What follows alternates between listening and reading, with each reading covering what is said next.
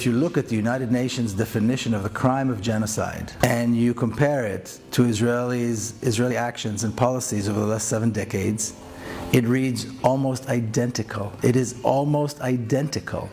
So not to call it genocide is offensive. Apartheid seems to be the name, that was coined in South Africa, and it describes exactly that. Is there another name? I can call it by a different name if people prefer, if it offends people. But I think it's good to offend people. I think people should be offended by the reality, not by the name.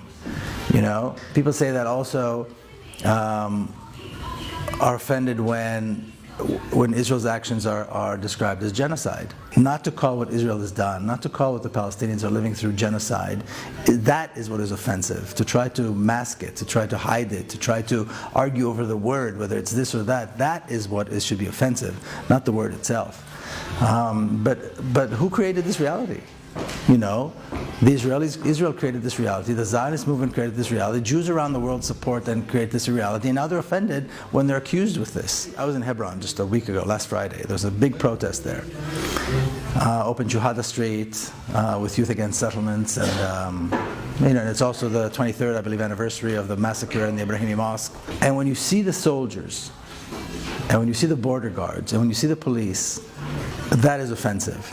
And the comparison, when you see these armed guards, some of them in black uniforms, dark uniforms,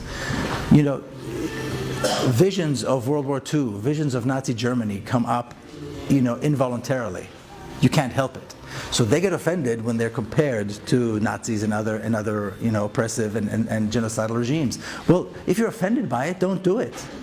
They're offended by the name. Well, they should be offended because what they're doing is offensive.